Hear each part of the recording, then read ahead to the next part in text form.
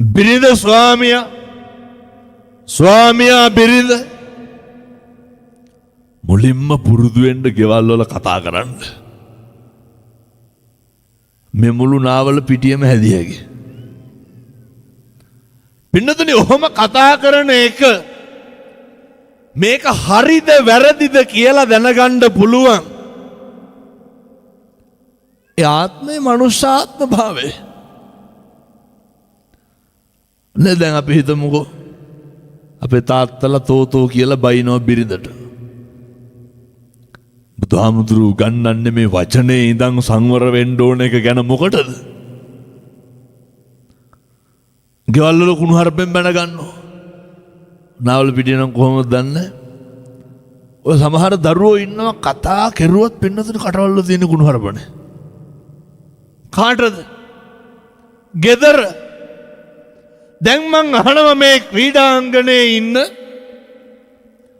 සෑම දරුවෙක්ගෙම කසාද බැන්දා හෝ නොබැන්දා හෝ මේ වෙනකොට කී ගමනක් විතර දැන් මේ ස්පීකර් ඇහෙනවන්නේ නගරයටත් ඇහෙනවන්නේ ආහෙනම් නගරේ ඉන්න කට්ටියටත් ඕන දැන් කල්පනා කරියයි දෙමළ වේවා සිංහල වේවා මුස්ලිම් වේවා ඕන එක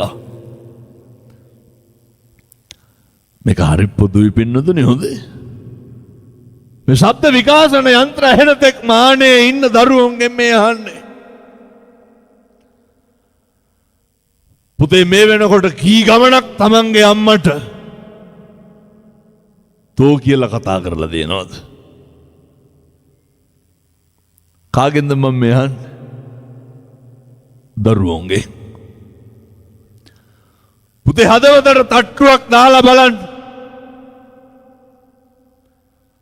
මේ වෙනකොට කී ගමනක් මම්මගේ තාත්තට තෝ කියලා කතා කරලා දිනවද බැනලා දිනවද? ඔහොම හදවතට තට්ටුවක් දාලා බලන්න.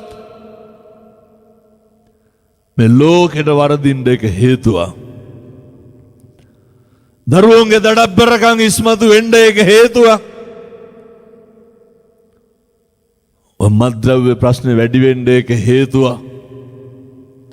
මේ නාවල පිටියත් ගන්න දෙයක් නැහැ. දැන් නම් කොහොමද දන්නේ? නාවල පිටියේ නැති මත්ද්‍රව්‍යයක් කියන්න බලන්න.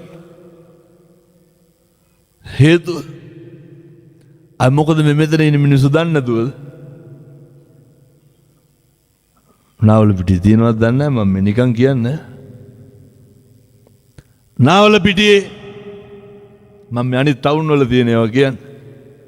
මෙහෙ නැතුවද? ඔයත් දන්නවද නැද්ද කවුද කුඩු විකුණන්නේ කියලා? මට අයිබනවලට කියනෙකුත් නැහැ මම මේවා කියලා තමයි යන්නේ. ඔයත් දන්නවද පන්ති යන පොඩි උන්ට අර හරියට පොලිස් අධිකාරිතුමා දැන් මත්පැති විකුණනවානේ මේ චූටිය උන්ට පන්ති යන උන්ට. නාවල පිටියේ නැතුවේදී මම මේ කියන අනිත් තැන් වල තියෙන ඒවා. හරියට අයිස් විකුණනවා. දැන් මේ නාවල පිටියේ මිනිස්සු දන්නේ නැද්ද කවුද කරන්නේ කියලා? අය මේ හොල්මන් ඇවිල්ලා විකුණන්නේ මෙව්වා. දැන් කාගේද ඔය වැරද්ද? ඒ සියලු දෙනා නොමග ගියේ ඇයි? හේතුව දෙමව්පියෝ. හේතුව ගෙදර. මේ දහම් පාසල තුලින් මේ කටයුත්ත කෙරෙන්න කලින්